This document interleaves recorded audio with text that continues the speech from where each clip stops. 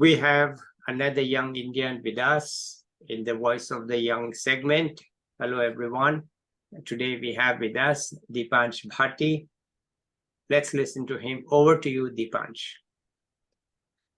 Sir, first of all, I would like to thank you to give me this opportunity where I can express myself.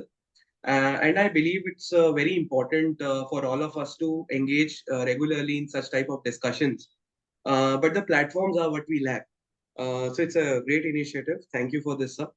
Now about myself, I have done my graduation in economics and political science from Shahid Bhagat Singh College, University of Delhi.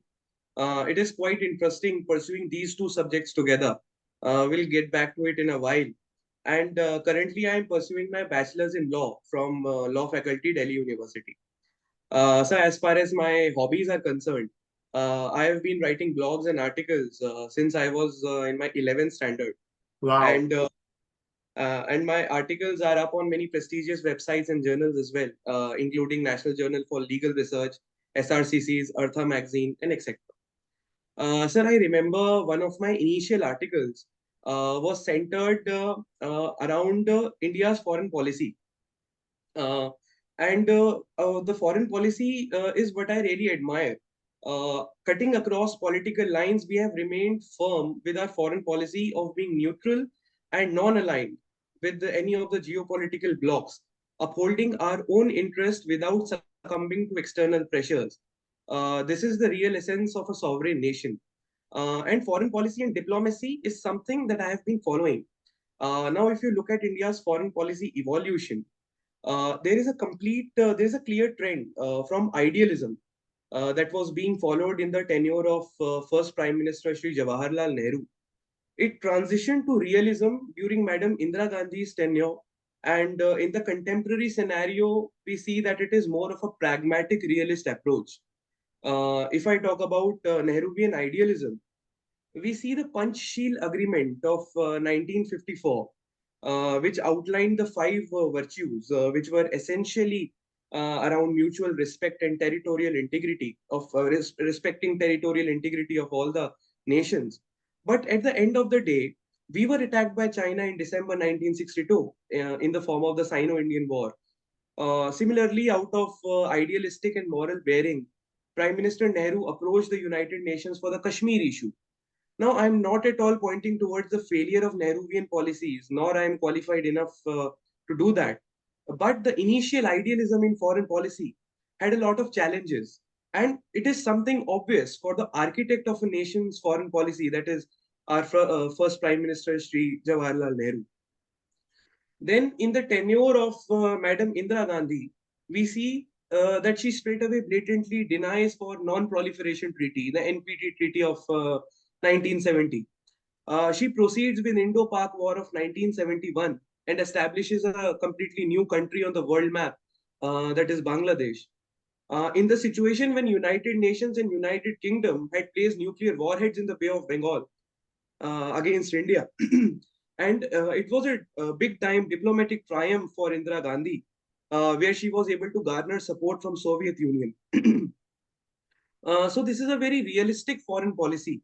And not to forget, we did the Pokhran nuclear test in May of 1974 in a hostile world order. So this was Indira Gandhi's realism in foreign policy. And later on with the subsequent leaderships, our foreign policy increasingly became more and more pragmatic, more and more realistic, with Indian interest in the center.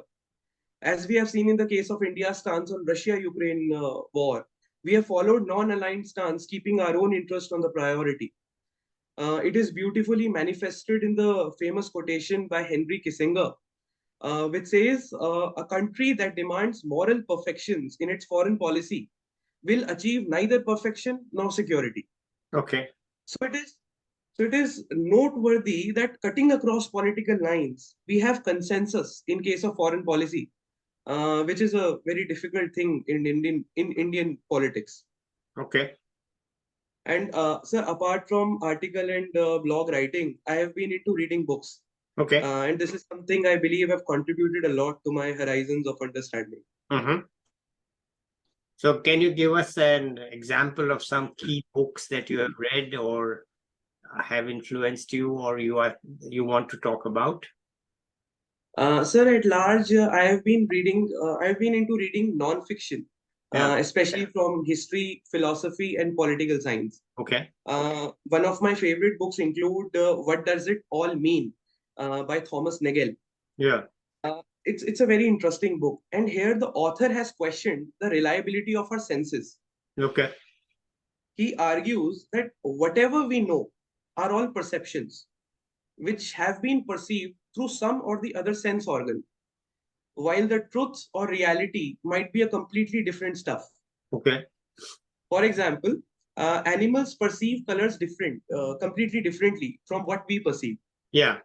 So if we are perceiving an apple to be red, Yeah. a dog might be perceiving it to be yellow. Yeah. And interesting thing is that both of us are believing our senses. We Yeah. are blindly believing our senses, but getting different perceptions. That is the point from where we question the reliability of our sense organs. All right. And he goes on to argue that it is not at all possible for us to know the reality whatsoever. Okay. Let me, And since you are a lawyer, let me just interrupt you here. Eyewitness testimony is considered to be the least reliable testimony in a court, because you never know what you saw, right? exactly, You exactly, what you see. So eyewitness testimony doesn't pass in a court, because you say, "Oh, I saw it." They say, "Well, exactly, what you saw is not what was there. What you saw is what you perceived was there." So exactly, it exactly. is well known in legal that if you want evidence, it better be physical, like fingerprint, DNA, something like Mhm. that, rather than, "Oh, I saw that fellow doing that thing." Say, "Okay, Yeah. forget it. It was not that fellow, and it was not that thing was not happening." That's what you perceive. Okay, so sorry to interrupt, but since you're a lawyer, I had to bring it in. No, so this is the very reason that the honorable courts are more and more focusing on physical evidences Right. Right. rather than going for testimonies. Yeah. Okay, so let's continue. And so I was just quoting Karl Marx in Yeah. the same regard. Karl Marx once quoted that I know that I don't know, Yeah. and I know that I can't know. Yeah. So it becomes a very powerful statement in this context. Okay. All right, let's continue. Don't let me stop you. So I'm done with the books. Okay. Yeah. So continue. Now, sir, now the interesting thing that I missed in my introduction is that I have been pursuing political science with economics. Yeah. Now, this is a very interesting combination, political science and economics. And sir, as an avid reader of current affairs in and around the nation, I felt that political science and economics are very much interrelated and contingent upon each other. Mm-hmm. Talking about various economic models in silos or in isolation does not offer a practical viewpoint, Mm-hmm. while the same goes with political science as well. Mm-hmm. For example, let's take the case of the directive principles of state policy, which are enshrined in the Part 4 of Indian Constitution. Okay. At the end of the day, these are socio-economic rights, Yes.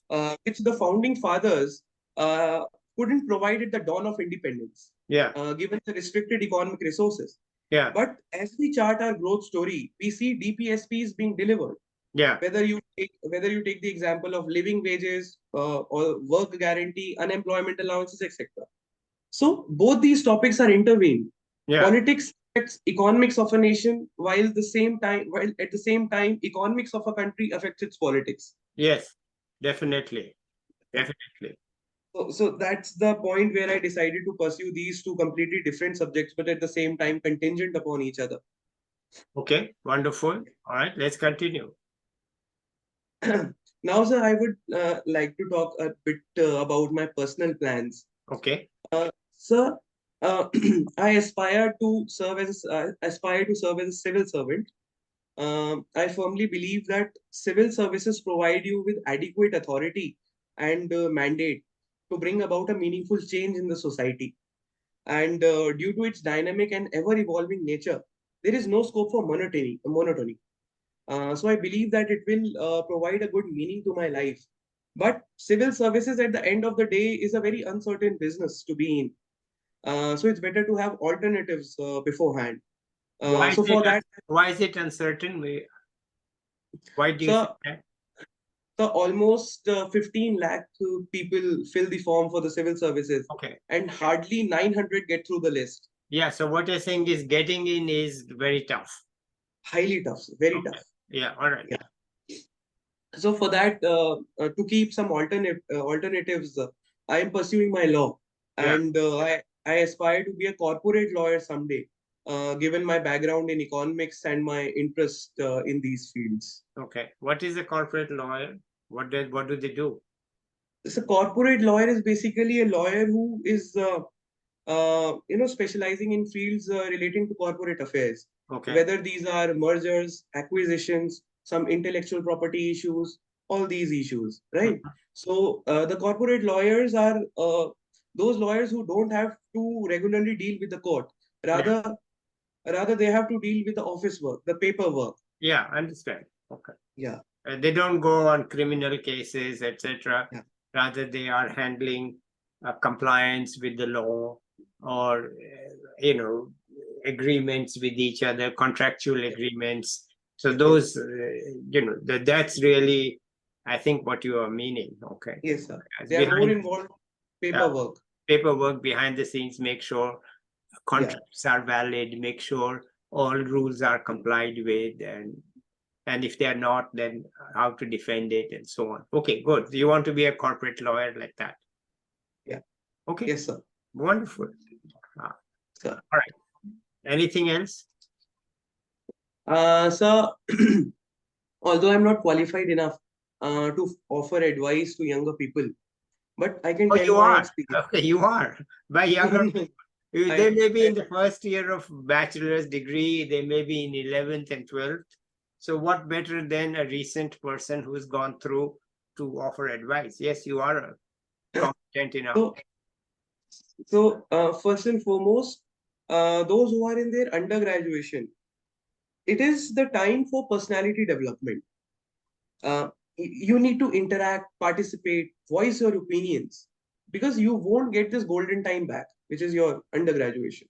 So if I talk about Delhi University, the society culture offers you this opportunity.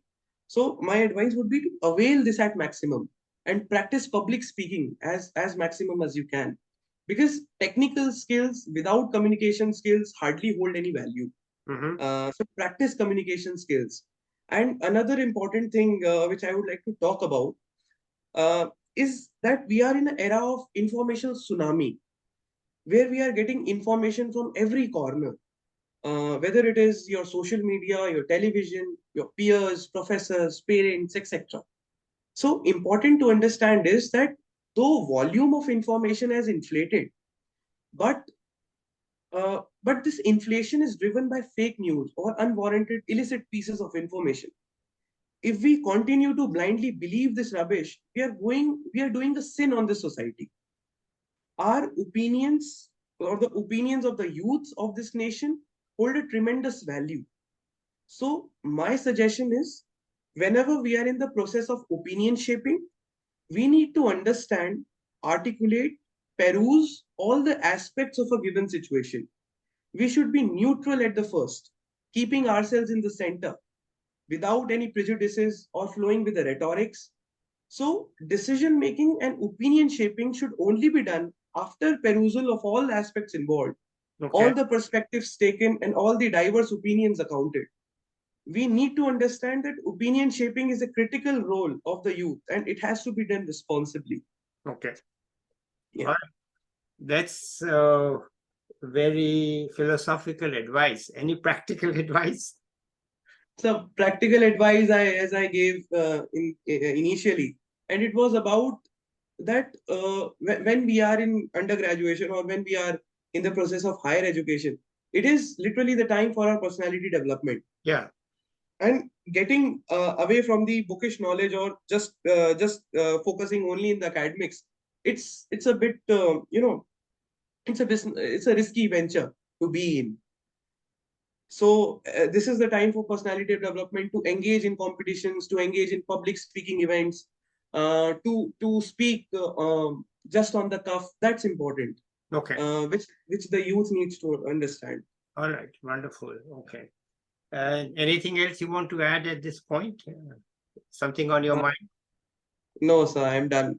You are done. Okay. So uh, let me agree with you that political science and economics go together quite well. That Yes, you sir. need to understand both. At least have some, if you are an economist, have some familiarity with political issues and political science. If you are a political scientist, then you need to have some understanding of economics. And you forgot to say, but I know you told me that you're getting an MA in economics at the same time Yeah, from yeah. EBU. So you must be a very busy person. You're doing LLB and MA and blogging and writing. And also, when do you have time for fun? What is it that you do for fun? So, sir, I believe that everything what I do, whether I'm writing blogs or articles, or whether I'm engaging in debates or discussions, all these things are something which I enjoy. Okay. So these are not the things which are boring for me or monotonous for me. Yeah. These are enjoyable for me, and activities which give pleasure. Yeah. At the same time, apart from these hobbies, I am also interested in flight simulation, Yeah. because in when I was in my fifth, sixth standard, I wanted to go in aviation. I wanted to be a pilot. So, but I was really bad in physics. So, at that point, I realized that this is not a job for me. But it was a hobby, so I kept on pursuing it through flight simulations. Okay. So yeah, that's another hobby that I enjoy. Okay. Wonderful. All right. So I'm glad that you agreed to come here. And very frankly, you've given a good analysis of the foreign policy evolution. And it's not my place here to discuss it with you because I decided that I will neither agree nor disagree. I Okay. I have too many opinions. So if I start talking, it'll become my show, not your show.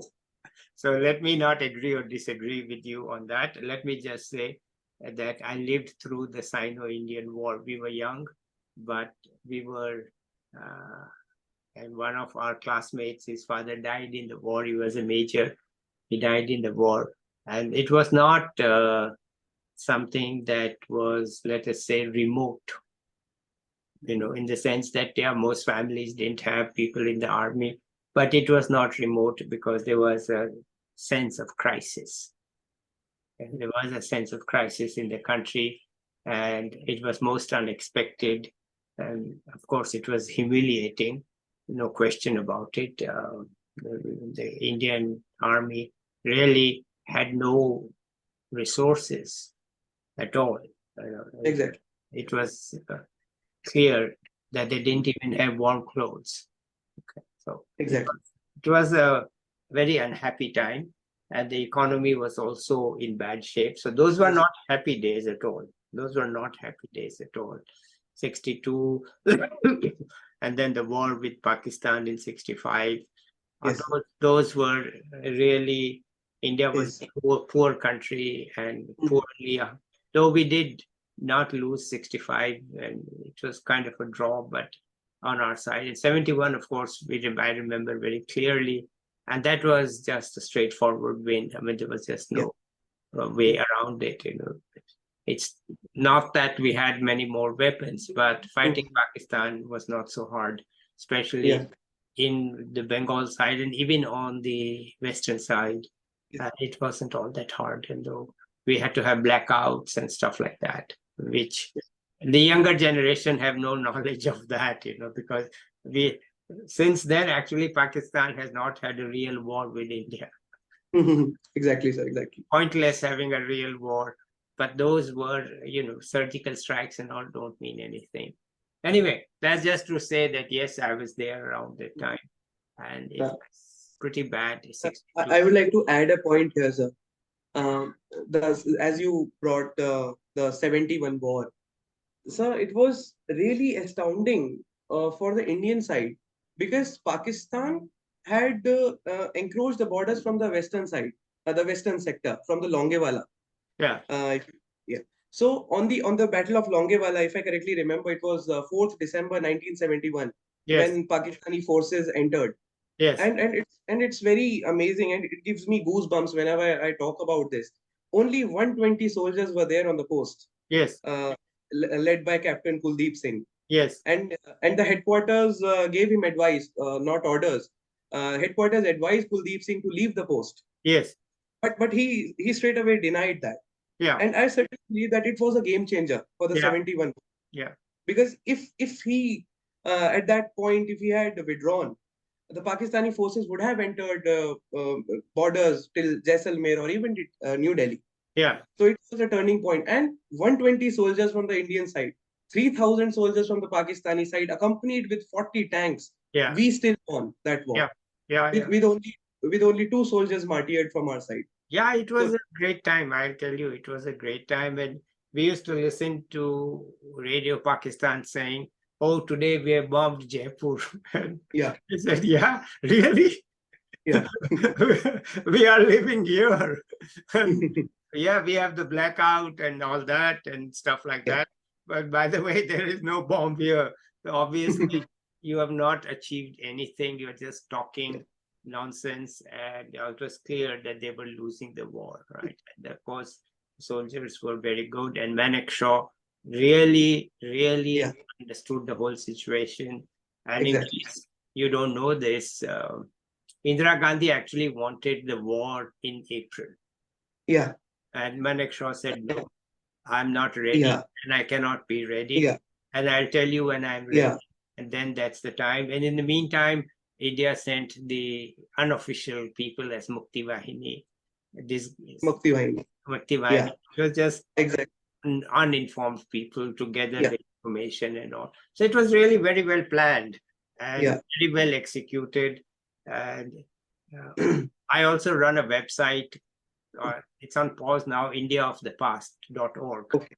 And on that website is a story written by the collector at the time of Barmer, which is a border district, and how the Indian army actually took the Pakistan side of Sindh.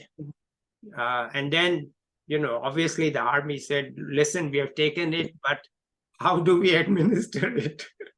Exactly. We don't know. So they called the collector and said, "Hey, come here and administer it." Yeah. And there's a story in that of Indira Gandhi coming to Barmer before the war, Okay. collecting some information and all. But ultimately they said, "Look, what will we do with this territory? We have to administer it. We have to run ration shops and pani, bijli and all. Let's get back." Exactly. Who is going to do this? So they came back. So anyway, it's a good time at that. And there are many stories of the 1971 war on that website in case you want to read. Okay, sir. Sure, sir. It's called indiaofthepast.org. Okay, sir. Okay. Anything else you want to add at this time? No, sir. So just a point of as you brought the the instance of Sam Manekshaw, who was a general at that time. So when Indira Gandhi was ready for war in the April, when Mujibur Rahman won the elections, but he was not allowed to be the prime minister. So Sam Manekshaw denied, and it was a very strategic move because he said that if we attack in December, so that will be the time when the Himalayan side will be snow covered. Yeah. And it would be very difficult for China to invade. Yeah. Because if we have done that in April, then it would have been a 3-front war. Yeah. I know. Yeah, good. So you are well aware of it. We don't need to discuss it here. So this is more about you and the future, not the 71 war. But since I was around that time, and I have several stories about it, I thought I'd share it with you. But in case we have exhausted what it is that you want to say, I want to thank you and say bye to the viewers. I'll be back with another young person or an expert soon. Till then, let's say bye to the viewers. Bye, everybody.